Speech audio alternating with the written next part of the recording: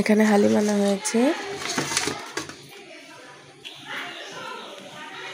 নান রুটি দিয়ে হালিম দিয়ে খাওয়া হবে। এবারও যাই ইফতারে যে পরিমাণ গরম, তো এখানে তরমুজ আনা আছে আর বেশ কিছু শপিং। এবার জুতার দোকান দিছি। এই ড্রেসটা অনেক সুন্দর, হলুদের মধ্যে কালারটা সুন্দর। টমেটো আছে, অনেকগুলো টমেটো আনা। শরবত দেখলে যে কি শান্তি।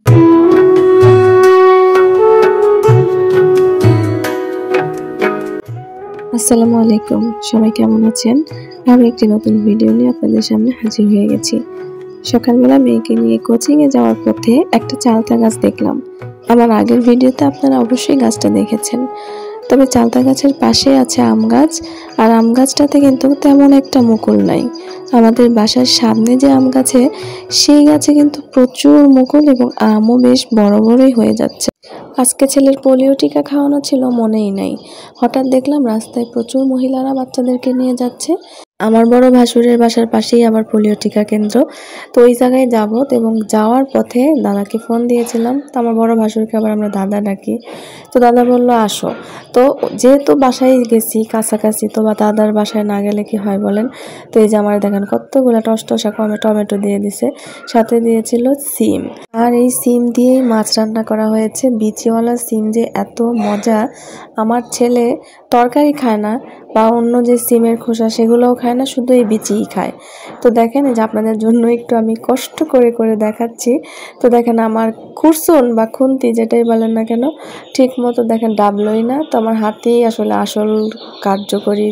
তো এই দেখেন কত বড় বড় এবং টসটসা একদম সিমের বিচিগুলা। এই বিচি দিয়ে যে কোনো তরকারি, মাছ তরকারি বলেন বা এমনিতেও যদি ঝোল ঝোল করে কুমড়ো বড়ি দিয়ে রান্না করা হয় সিমের বিচি দিয়ে, তাহলেও কিন্তু অনেক টেস্ট হয়। করলা গাছের করলা দেখছেন, করলা দিয়ে কি করলাম তা তো দেখলেন না। করলা ভাজি কিন্তু আমার খুবই পছন্দের, তো আজকে গাছের করলা দিয়ে করলা ভাজি করা হয়েছে। ঈদ মানে আনন্দ, ঈদ মানে খুশি। আর আজকে ঈদের কিছু খুশি নিয়ে আপনাদের সামনে হাজির হয়ে গেছি। আর ঈদের শপিং যদি করা না হয় তাহলে কিন্তু ঈদের পূর্ণতাটাই মনে হয় পাওয়া যায় না। তো আজকে আমরা অনেকগুলো শপিং করেছি, যদিও আরও বেশ কিছু শপিং বাকি আছে। তো জুতোগুলো দিয়ে আপনাদের সামনে আগে শুরু করলাম, কারণ এগুলোই সবার আগে হাতের কাছে ছিল। আর কিছুক্ষণ আগেই এই শপিংগুলো করে নিয়ে এসেছি, তো ভাবলাম আপনাদের সঙ্গে একটু শেয়ার করি। তো এখানে প্রায় 4-5 জোড়া জুতা আছে। এটা আমার আম্মুর জুতা, ওইটা আমার জুতা, আমার জুতা 2 জোড়া, মেয়ের জুতা।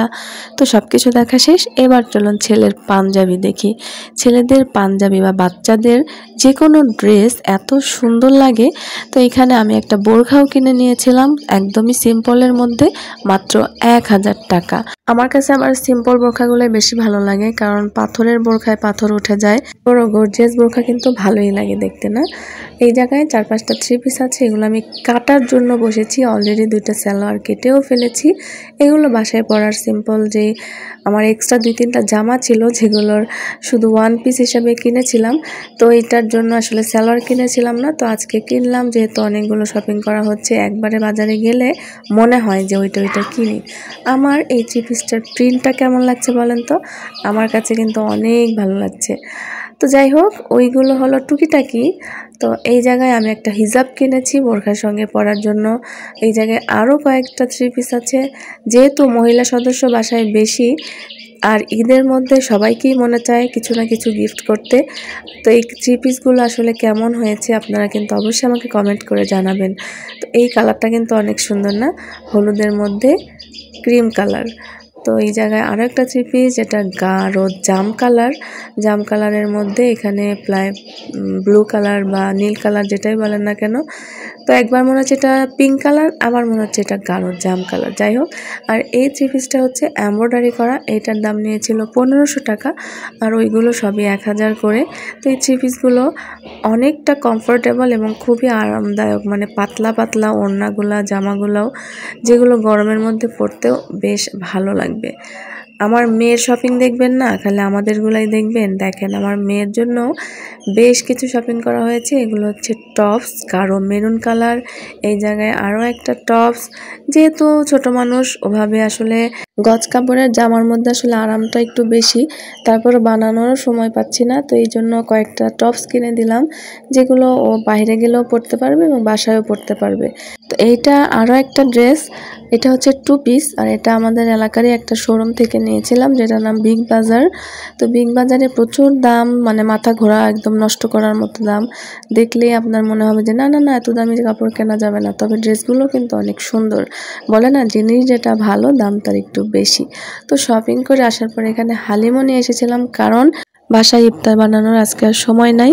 তো যেহেতু আমার বড় আপু বড় ভাইয়া তাদের সঙ্গেই মার্কেটে গেছি, আর ভাইয়া তাদের বাসার জন্য হালিম নিল আর আমাকেও একটা কিনে দিয়েছে। তো আজকে অনেকদিন পর হালিম খাবো। হালিমের সঙ্গে আছে নান রুটি। যেহেতু আমরা বাসায় লোক সংখ্যা কম, 4 জন মাত্র মানুষ, আমার আব্বু আম্মু তো হালিম ধরবেও না, খেলেও যদি একটুখানি 2-4 চামচ টেস্টের জন্য যে কেমন কি এতটুকুই খাবে, বেশি যে আমাদের মতো গপাগপ খাওয়া বা খুব পছন্দ করা এরকম খাবে না। তো বাসায় এসে দেখি যে আব্বুও বাজার থেকে একটা বড় সড়ো তরমুজ নিয়ে আসছে। তো রোজার মধ্যে এটাই আমাদের প্রথম তরমুজ খাওয়া। এই যে দেখেন রান রুটি এবং হালিম নিয়ে বসে পড়েছি ইফতারের টেবিলে। তবে আমরা টেবিলে না, ফ্লোরে বসেছি, সঙ্গে একটা জুসও আছে, আবার লেবুর শরবতও আছে। তরমুজটা কেটে আবার ফ্রিজে রেখেছিলাম, এখন একদম পিস পিস করে নিয়ে আসলাম। এত পরিমাণ ঠান্ডা, তারপরও জীবনে খালি চাই যে ঠান্ডা জিনিস খাই। তবে শরবত এবার আর ঠান্ডা পানি দিয়ে করাই হচ্ছে না, কারণ প্রচুর প্রচুর প্রচুর কাশি। এই দেখেন হঠাৎ করে সন্ধ্যাবেলা কি পরিমাণ বাতাস যে ছাড়ছে রে ভাই। এদিকে যেহেতু অনেক রুক্ষতা, মাটির এত সুন্দর গন্ধ আসছে, আমার কাছে তো এই গন্ধটা খুবই ভালো লাগে। তবে দেখেন বৃষ্টিতে কিন্তু ওইরকমভাবে ভিজা ভিজা কিছুই হচ্ছে না। একদম মুরব্বীরা কি বলে জানে, বৃষ্টি নাকি চৈত মাসে হওয়া ভালো নয়। তো এবার তো চৈত্র মাসে বৃষ্টি নামছে, তো জানি না দিনকাল কেমন যায়, আল্লাহ ভালো জানে। বৃষ্টির মধ্যে তো এই দেখেন কারেন্টও চলে গেছে, পুরা এলাকা অন্ধকার। 2-1টা বাড়িতে শুধু আইপিএস এর কারণে লাইট জ্বলতেছে, যে আমাদের বাসায় আইপিএস আছে, তো ওই রুমটাতে লাইট জ্বালানো আর সব রুমে লাইট বন্ধ করা। আমরা আগে কি করতাম জানেন, যখন একদমই কারেন্টের পরিমাণ কম ছিল, এখন তো বাড়ি বাড়ি গ্রামের একদম প্রত্যন্ত অঞ্চলেও কারেন্ট বিদ্যুৎ পৌঁছে গেছে। তো যখন কারেন্ট থাকতো না, সবাই মিলে একসাথে বের হতাম, ছোট ছোট আমরা যারা সমবয়সী ছিলাম, কি যে একটা আনন্দ লাগতো কারেন্ট চলে গেলে, যার পড়তে হবে না, এখন সবাই খেলবো।